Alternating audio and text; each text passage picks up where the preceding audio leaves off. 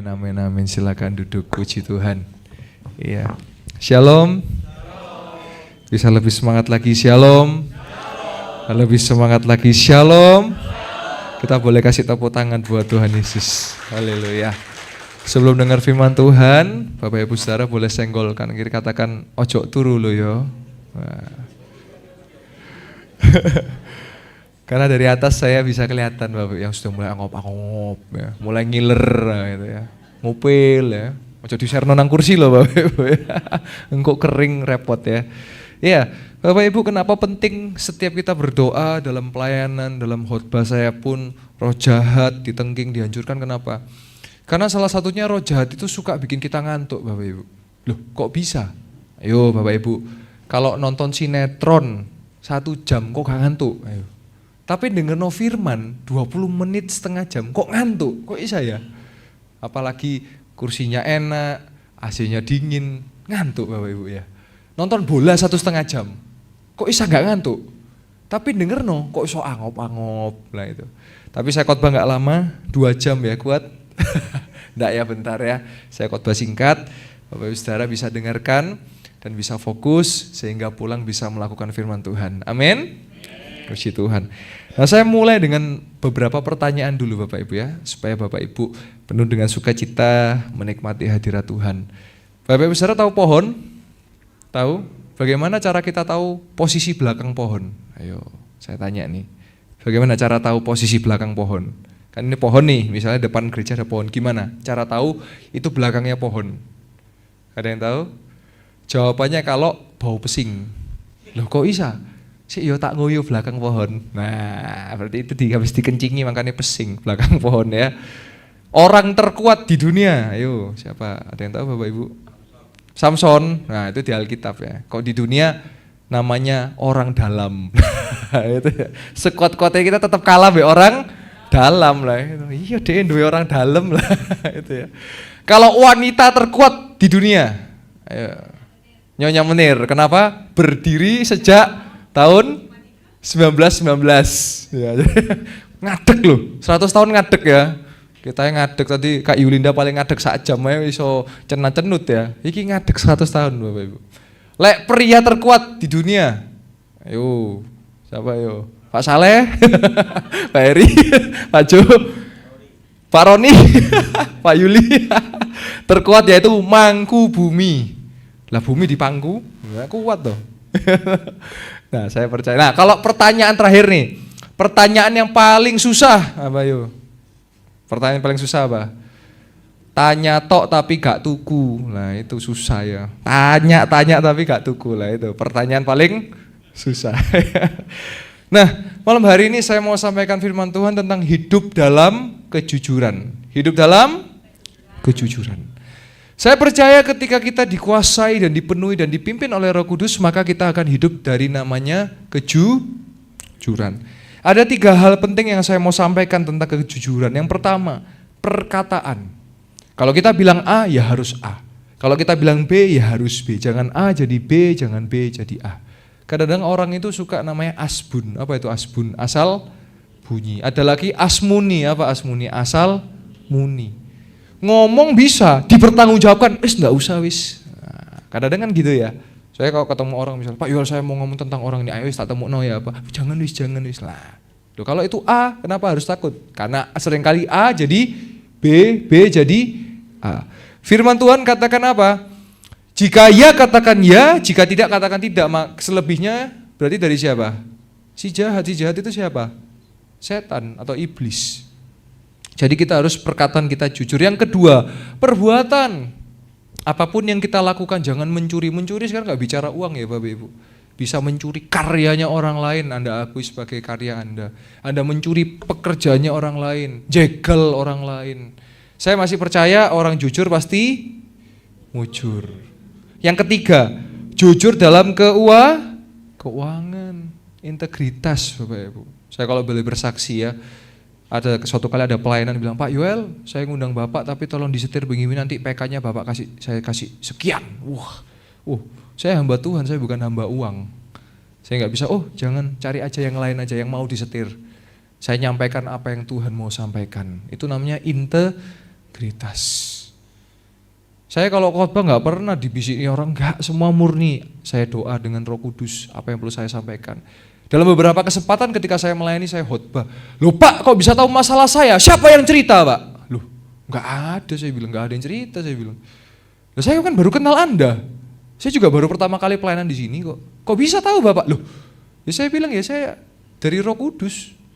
Kalau Bapak hari ini atau Ibu hari ini ditegur, berarti Roh Kudus berbicara secara khusus buat Anda. Firman Tuhan itu fungsinya dua Bapak Ibu. Kalau lemah dikuatkan, kalau salah ditegur. Jadi kalau hari ini Anda merasa, oh kok saya dikuatkan, berarti Anda sedang lemah. Kalau hari ini merasa kok ditegur, berarti Anda salah, udah dua itu. Bukan hanya buat jemaat, bagi kami pengkhotbah pun sama. Oleh sebab itu sebelum kami berkhotbah, kami hidupi dulu firman Tuhan ini. Supaya firman ini bukan sekedar kata-kata, tetapi hidup. Nah apalagi yang mesti hati-hati dalam keuangan? Utang piutang ini. Ngurusnya Bapak Ibu, repot. Oleh sebab itu saya sampaikan, di gereja Betani Yestoya, Malang, Blitar, Jombang, Pontianak, tidak ada praktik utang piutang dan dilarang Bapak Ibu. Kalau ada urusan dewe wis. Lek ada urusan dewe bukan tanggung jawab gereja. Saya mau ngomong Bapak Ibu, orang kalau ngutang datang kayak malaikat, tolonglah saya. Modal kerja, pasti bagi hasil. Pasti 100%, pasti 200%. Wis salah iku pret pasti. Uangnya wis masuk, asas percaya, tidak ada surat perjanjian, tidak ada materai. Pasti tagih. Ingat-ingat ya Bapak Ibu ya, pas ngutang kayak malaikat, pasti tagih, lebih iblis dari iblis. Ingat-ingat perkataan saya. Kami hamba Tuhan, kami selalu ngingetkan. Orang mau bilang, ya gak mungkin terjadi Pak, oke gak apa-apa. Tapi lewat terjadi, nyari minta tolongnya ke siapa? Ke saya pasti hamba Tuhan. Gitu. Ayo yang pacaran awas, hati-hati lo ya. Tenang Pak, kami pacaran. Melentung Bapak Ibu. Iya ya, betul kata Pak Yoel ya, tapi ya apa, nyesel lah itu. Kami tidak akan henti-hentinya menyampaikan kebenaran. Kenapa? Karena kami adalah hamba Tuhan, kami menyampaikan kebenaran. Sekali lagi hati-hati. Wis ya, karuan utang piutang, lek Anda niat nolong-tolongan, lek enggak usah. Kadang-kadang repot ya, tadi saya tulis di WA saya. Pendeta enggak boleh kaya, pendeta enggak boleh punya uang, tapi lek ada kesulitan, pendeta sing dicari minjem duit loh. Ini bener Bapak Ibu. Pak Yoel tolong Pak, saya butuh uang loh. Jari aku gak oleh sugi, tapi lek njaluk duit nang aku, terus aku piye cara nolong orang lek aku gak punya uang? Pertanyaan, apakah orang Kristen boleh kaya, boleh punya uang? Jawabannya boleh. Yang gak boleh kalau cinta uang. Saudara, cinta uang itulah akar dari segala kejahatan. Cinta uang itu enggak melihat kaya miskin Bapak Ibu. Orang yang sudah kaya pun kok cinta uang, menghalalkan segala cara, makanya ada namanya korupsi dan koruptor. Uangnya itu dibuat 7 turun nggak habis, tapi ya tetap pakai korupsi. Karena apa? Cinta uang. Saudara boleh punya uang, boleh. Dengan uang saudara Anda bisa nolong orang lain. Saya cerita Bapak Ibu, tadi pagi ada ibu minta tolong saya, Bapak, anak saya sakit, saya boleh minjem ngutang? Enggak, saya enggak ngutangi, tapi saya berkati yang saya bisa. Dia minta sekian, saya kasih separuh dan enggak usah diganti sudah. Saya tolong dia, saya enggak sekedar asbun Bapak Ibu. Saya betul-betul, karena saya melayani itu enggak cari kekayaan Bapak Ibu. Saya cari jiwa Bapak Ibu. Kalau saya mau cari kekayaan gampang. Tapi apakah itu pelayanan? Apakah itu tujuan utama dari melayani Tuhan? No. Bukan seperti itu. Utang piutang wis salah Bapak Ibu. Mitos-mitos pasti bulan depan tak bayar. Wis bohong pasti. Percaya saya. Betul apa betul? Tanggal sekian pasti saya ganti. Pasti bohong. Saya bisa ngomong Bapak Ibu. Jangan, utang piutang itu merusak hubungan. Ayo, utang piutang sing nanti merasa bersalah, sing ngutang apa sing diutangi?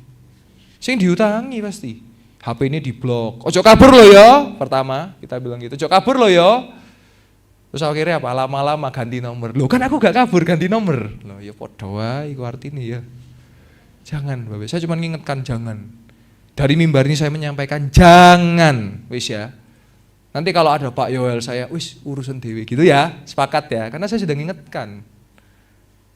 Bapak Gembala sudah ngingetkan. Loh iya, ya iku lah lek ya nggak apa-apa kami memaklumi namanya domba kadang-kadang yo bandel sampai tambeng ya. Lah iya. Kami sudah tahu resiko-resiko utang. Wis lah Bapak Ibu wis ojo asas kepercayaan. Aduh, duit ini ya ojo bukan saudara. Saudara itu loh perang-perangan di pengadilan kok. Betul enggak Bapak Ibu? Tuh iya. Makanya saya ulangi, lebih baik dengan saudara itu ketemu di restoran daripada di pengadilan. Repot. Habis duitnya nanti. Wis habis emosine, habis tenagae, habis pikirannya, habis duitnya. Sebab cinta akan uang adalah akar dari kejahatan. Bapak Ibu Saudara, saya tak henti-hentinya mengingatkan, hati-hati dengan uang Anda. Uang adalah hamba yang baik. Mamon adalah hamba yang baik. Tapi mamon adalah tuan yang jahat. Maksudnya apa?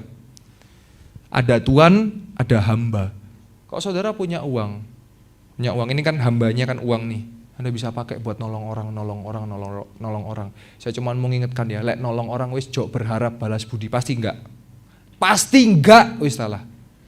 Kalau Anda berharap Anda nolong orang dia baik sama Anda, mustahil. Yang jadi nanti malah kecewa. Loh itu. Saya sudah baik sama dia, kok dia gak baik sama saya? Itu salah udah. Jangan, Anda baik sama orang. Kenapa Anda baik sama orang? Karena Tuhan sudah baik sama Anda. Hati-hati Bapak Ibu. Nah sekarang, tadi kan uang hamba yang baik. Kalau uang Anda jadikan tuan, Anda kan hambanya uang nih, makanya hamba uang. Wis salah, semua orientasinya pasti uang. UD, ujung-ujungnya duit. Saya kalau berteman sama dia bisa dapat uang nggak kira-kira? Keuntungannya ya wis cuan-cuan toh. Akhirnya kita nggak nyari Tuhan tapi nyari cuan. Saudara, ini penting sekali integritas. Saya sebagai hamba Tuhan saya harus menjaga integritas. Suatu kali ada orang memberkati saya sekitar puluhan juta. Saya diberikan uang. Tujuannya untuk apa? Untuk saya pergi ke Australia liburan sama istri anak saya. Waktu itu anak saya masih 10 bulan usianya. Dan saya pikir agak sukar untuk berangkat ke sana. Kenapa? Harus bikin paspor. Yang kedua, anak saya masih kecil. Kami juga baru punya anak, jadi takut agak susah di imigrasi di sana. Akhirnya saya menghubungi orang itu. Saya kembalikan saja ya uangnya. Karena kan tujuan utamanya untuk berangkat saya liburan. Dia bilang enggak usah dikembalikan, udah bawa aja. Enggak, saya harus kembalikan. Kenapa? Karena tujuan Anda memberkati saya kan untuk saya berangkat ke luar negeri. Betul apa betul? Sehingga saya harus kembalikan. Dia paksa lagi, enggak usah bawa aja. Saya bilang enggak bisa, saya minta nomor rekening, saya transfer aja. Langsung dia bilang begini, baru ini saya temukan ada hamba Tuhan yang uangnya malah minta dikembalikan. Biasanya kalau hamba Tuhan lain, saya enggak nyebut merek ya, enggak nyebut nama ya, kalau bisa uangnya masuk enggak keluar. Cari alasan biar uang itu enggak keluar. Sing A, B, C, D lah biar enggak keluar uangnya. Saya bilang, oh kenapa saya begini? Pertanggungjawaban saya bukan sama manusia, tapi sama Tuhan. Saya kok mau nakalan Nisa Bapak Ibu, contoh ya, saya pelayanan dalam satu kota 3 gereja misalnya. Itu kan masing-masing gereja pasti ada memberkati saya, akomodasi, ada berkatnya, ada uang makannya. Saya kalikan 3 saya kaya Bapak Ibu, tetapi saya tidak lakukan itu. Cukup 1 gereja aja udah, saya diberkati gereja ini, yang lain ya udah. Berarti yang gereja lain mungkin berkatnya aja atau sebutannya PK lah. Tapi uang transport, uang makan sudah ditanggung 1 gereja ini. Itu integritas. Kalau kita mau memperkaya diri kali 3 wis piro Bapak Ibu. Makanya kalau Anda cintakan uang, Anda akan mikir ngakali uang. Supaya piye caranya, cuan. Apakah itu orientasinya? Saya percaya tidak. Anda mengerti istilah uang panas? Uang yang Anda dapatkan dengan cara yang jahat itu akan cepat habis. Dapatnya akeh tapi habis. Tapi ada uang yang Anda dapatkan sedikit. Kalau itu uang yang Anda dapatkan dengan sungguh hati, dengan kebenaran, dengan ketulusan, padahal dikit kok iso cukup ya. Bahasannya pas butuh, pas ada. Karena tulus hati. Nah kembali orang yang memberkati itu, akhirnya apa? Saya enggak kembalikan karena dia paksa terus, enggak usah bawa aja. Ya puji Tuhan, saya tabung buat anak saya. Dan saya terima sekitar puluhan juta Bapak Ibu. Loh, kadang-kadang saudara belum tentu loh 1 juta. Ini puluhan juta. Di atas 50 juta lah saya sebutnya. Bayangkan, Tuhan gak pernah tutup mata dengan orang benar. Oleh sebab itu kita mesti cek apakah kita sudah benar. Sekali lagi saya ingatkan, jangan ada praktik utang piutang. Apalagi gali lubang, tutup. Wah, iki senengan ya. Minjem ini buat ini. Minjem ini buat ini. Wis salah percaya. Sekarang akan ada ujungnya. Tapi kalau kita hidup benar, Dia pasti akan menolong dan menyertai kita. Amin. Mari sama-sama kita lihat ayat kesukaan kita semua, ayat terakhir. Yohanes 8, ayat yang 42 sampai 44. Saya hanya bahas 3 ayat, tetapi saya mau kita semua hidup di dalam kejujuran. Ya. Ayat 42 berkata, kata Yesus kepada mereka, siapakah mereka? Mereka ini adalah orang-orang yang menentang Yesus. Orang-orang Yahudi yang menyentang Yesus, dan mereka adalah keturunan dari Abraham. Dikatakan, jikalau Allah adalah Bapamu, kamu akan mengasihi aku, sebab aku keluar dan datang dari Allah. Dan aku datang bukan atas kehendakku sendiri, melainkan Dialah yang mengutus aku. Saudara, seringkali kita terjebak dengan kata utusan. Loh, berarti Yesus utusan. Ya, inilah makna metafora, ini makna alegoris, bahwa sebetulnya Bapa dengan Yesus itu satu. Tetapi pakai istilah karena Yesus perlu datang ke dunia, jadi diutus. Kita sering terjebak kan, Yesus kan cuma utusan, berarti kan Yesus nabi. Loh, Yesus memang nabi, Yesus memang guru, dan Dia juga Tuhan. Karena Dia memegang semua peran itu.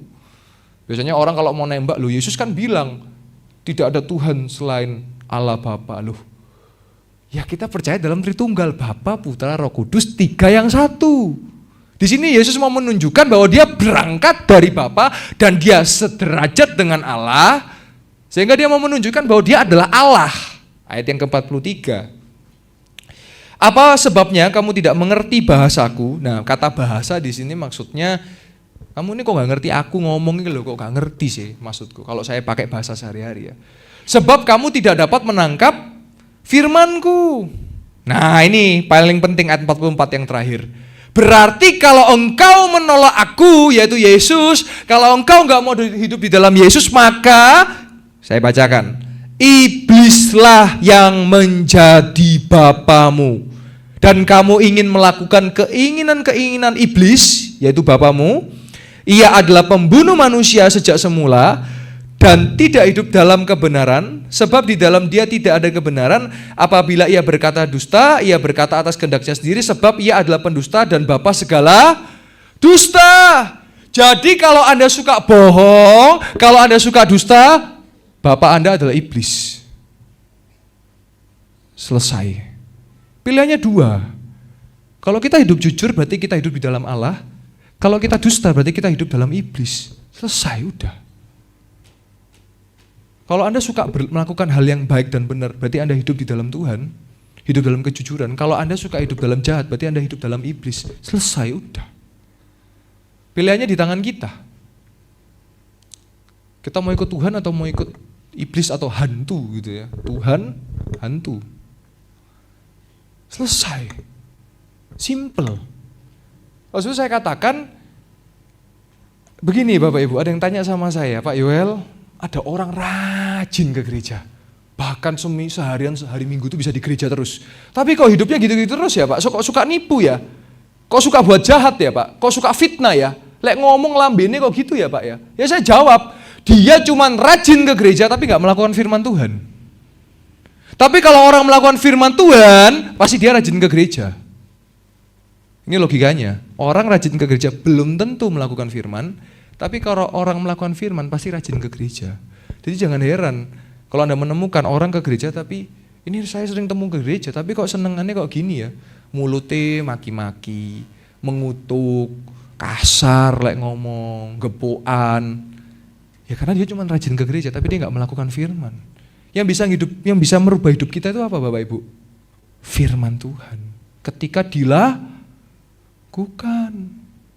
Firman Tuhan berkata apa? Jangan hanya jadi pendengar, jadilah pelaku firman Tuhan.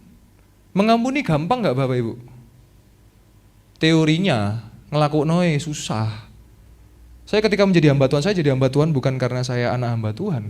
Tetapi saya tahu betul Tuhan panggil saya secara pribadi untuk menjadi hamba Tuhan. Posisi saya waktu itu, saya sudah di Surabaya, saya kuliah, saya sudah bekerja. Saya jadi hamba Tuhan bukan karena nganggur, Bapak Ibu. Bukan karena nggak ada pekerjaan, jadi pendeta aja enak, nganggur, enggak. Karena saya tahu Tuhan panggil untuk menyatakan kebenaran, untuk memenangkan jiwa-jiwa, untuk memenangkan anak-anak muda, untuk melepaskan dari segala roh jahat, untuk mengusir dari segala kuasa jahat. Ya. Ketika kita melakukan firman, maka hidup. Ketika saya kembali ke kota Malang, jadi SMP saya di Malang, SMA saya di Surabaya, saya kembali ke Malang ya Bapak Ibu. Tahu apa yang terjadi? Saya bertemu dengan orang-orang yang pernah menyakiti saya, membuli saya, dan bahkan secara fisik pernah mukul saya. Bisa muncul Bapak Ibu. Apa yang saya lakukan? Saya pukul balik? Enggak, saya ampuni Bapak Ibu. Saya sapa mereka, walaupun mereka awalnya ngelihat gak mau nyapa, saya, halo ya apa kabarnya? Gak gampang Bapak Ibu, betul gak? Kalau kita sudah punya kuasa, kita punya power, kadang-kadang kan kita pengen balas apa yang sudah pernah dilakukan dia di masa lalu kan? Kalau dunia katakan apa? Mata ganti mata, gigi ganti gigi. Kalau firman Tuhan katakan apa? Ampunilah mereka yang bersalah kepadamu. Doakanlah orang yang menganiaya. Ajaran Tuhan itu hebat Bapak Ibu. Nih saya kasih contoh ya. Kalau ajaran dunia, baik dibalas baik, jahat dibalas jahat. Kalau ajaran setan, baik dibalas jahat. Kalau ajaran Tuhan, jahat dibalas. Hebatnya Tuhan kita kalau ngajar kayak gitu. Wow. Kalau kita melakukan firman Tuhan, beda Bapak Ibu. Beda.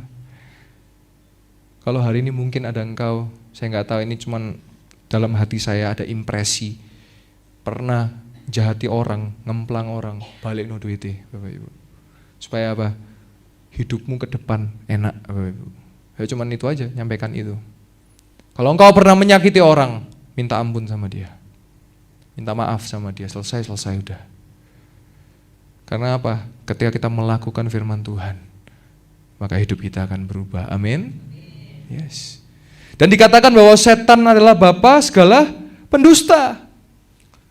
Saya tadi cerita-cerita dengan Pak Ju karena saya melayani dalam pengusiran, melayani dalam pelepasan. Kalau kita pelepasan, suatu kali saya pas di Malang ada doakan satu ini, kayaknya roh ular ya, karena mau jadi ular ini. Nah, waktu saya tahan, ya. Saya pegang, mengeras, memelan, tangannya orang ini. Kalau kita ngusir setan, enggak usah diajak omong Bapak Ibu, kesuwen. Kamu namanya siapa? Kamu dari mana? Kamu ngapain? Sudah makan apa belum? Lah, takoke kabeh. Sudah mandi apa belum? Kesuwen. Dalam nama Yesus keluar.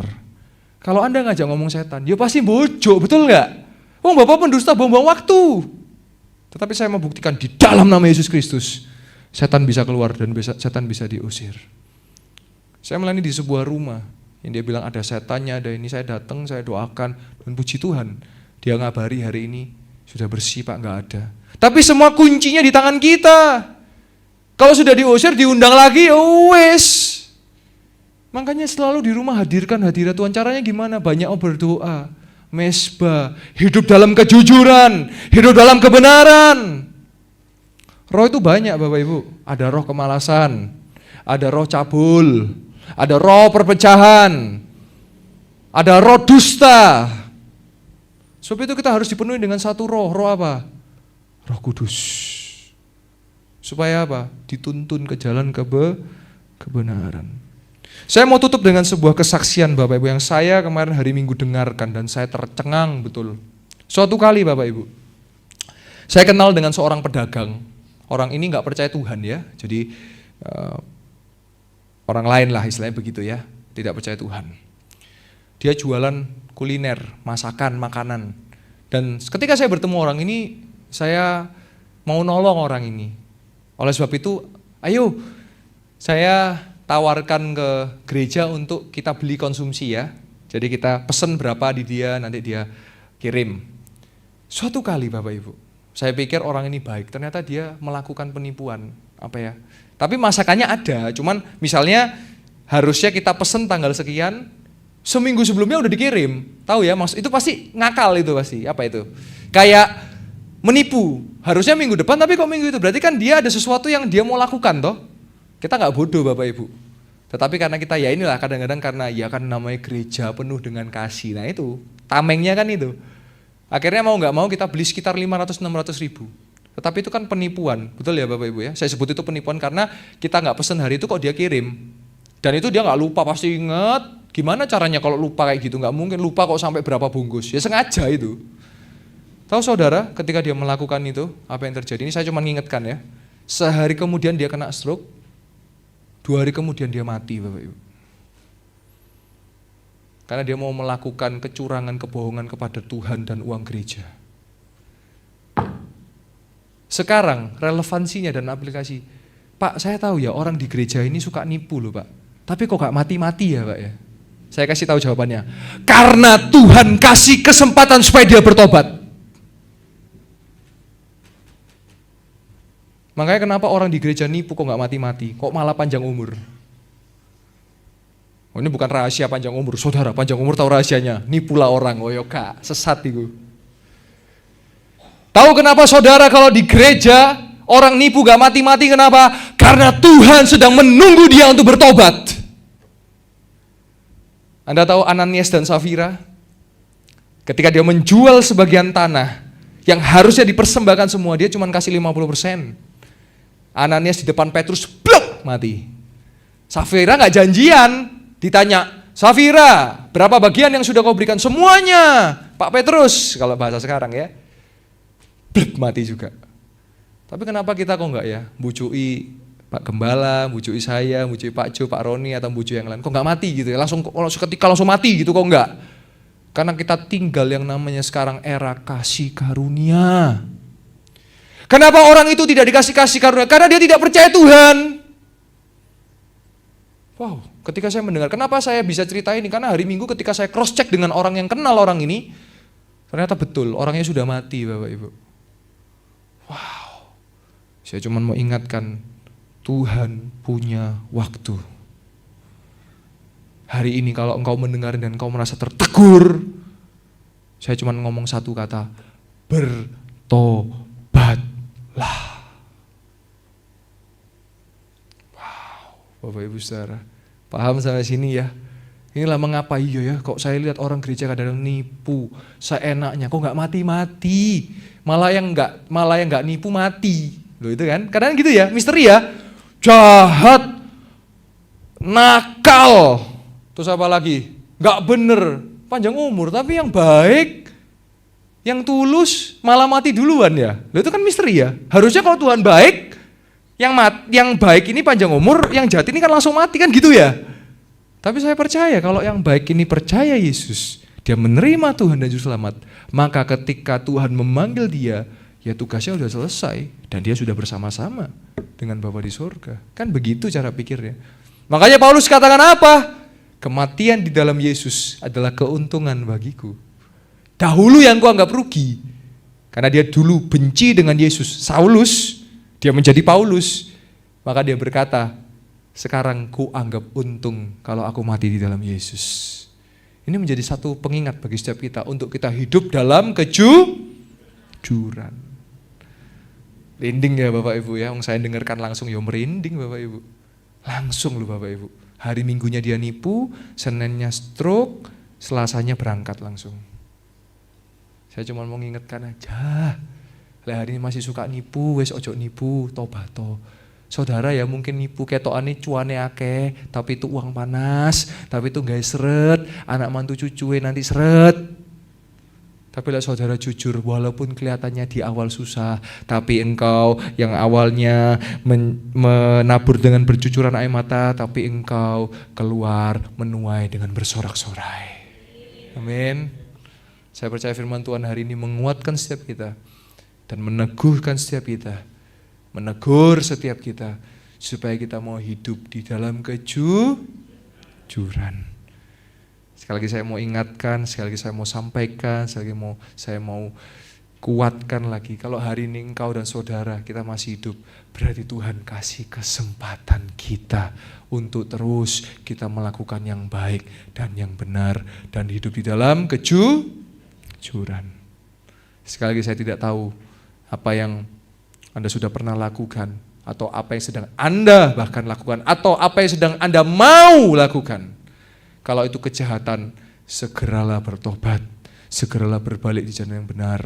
Saya percaya orang jujur pasti mujur.